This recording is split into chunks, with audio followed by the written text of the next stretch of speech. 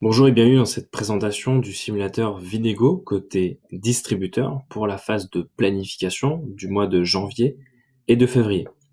Donc tout d'abord, nous constatons que la couleur prédominante est le vert, ce qui signifie que nous sommes en phase de planification, phase 1. Côté distributeur, ça veut dire quoi? Ça veut dire que vous devez vous positionner sur votre marché face à vos concurrents. Alors, 3 critères de positionnement. Tout d'abord votre prix, votre délai de paiement et votre budget publicitaire. Alors pour le prix, vous avez dû voir sur le guide qu'il y a une fourchette de prix à respecter, un prix minimum et un prix maximum à l'euro près.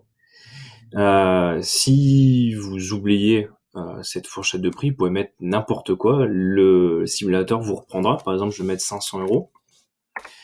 Bah, je vois que il m'a mis 80 euros, prix minimum 40 euros, prix maximum 80 euros.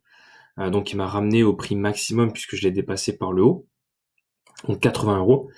Donc vous pouvez mettre n'importe quoi, le simulateur va vous ramener et vous indiquer d'ailleurs le bon prix. On verra par la suite où avoir l'information des niveaux de prix par client, mais en tout cas, vous êtes calibré à ce niveau-là. Côté délai de paiement, vous pouvez sélectionner 3 délais de paiement différents, délai de paiement comptant, 30 jours et 60 jours. Pour chaque client différent. Budget publicitaire, votre formateur peut vous donner l'indication du mode de calcul ou un ordre de valeur. Ça, c'est votre formateur qui va vous l'indiquer ou pas. Mais en tout cas, il est à indiquer au total sur le mois en euros. Donc, par exemple, vous pouvez mettre 10 000 euros de budget publicitaire pour le mois de janvier. Sachez que tout ce que vous allez inscrire ici peut être modifié le mois suivant, et d'ailleurs a une incidence uniquement sur le mois en cours. Le budget publicitaire a une incidence uniquement le mois en cours, donc uniquement sur le mois de janvier. Sur la partie de droite, nous voyons nos stocks, donc pour l'instant j'ai des bouchons agglomérés, donc j'en ai 12 000 que je pourrais vendre sur le marché, et vous pourrez voir votre stock évoluer au fur et à mesure. Vous avez d'autres onglets, donc là nous sommes sur l'onglet décision. Sur l'onglet résultats, vous avez différents résultats, notamment le compte de résultats. Si on clique dessus, vous avez vos produits, vos charges. Donc on commence, on a d'ailleurs 0 produit d'exploitation parce qu'on vient juste de commencer. On n'a pas encore de résultats. Par contre, vous avez accès à vos achats de marchandises et de matières premières. Côté paramètres, très important, en plus du guide, vous avez accès à d'autres informations. Production, pas besoin de venir là-dessus pour le moment. Par contre, livraison et frais, très important, vous avez accès à vos frais de stockage, votre salaire mensuel et à vos frais de structure mensuels.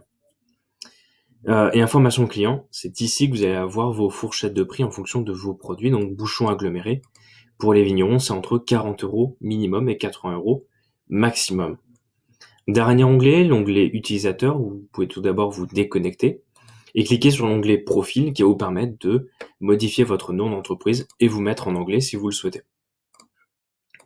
Revenez sur l'onglet décision pour finaliser sa décision. Une fois que vous aurez tout rempli, vous pouvez venir checker ici la partie planification et si vous avez vraiment terminé votre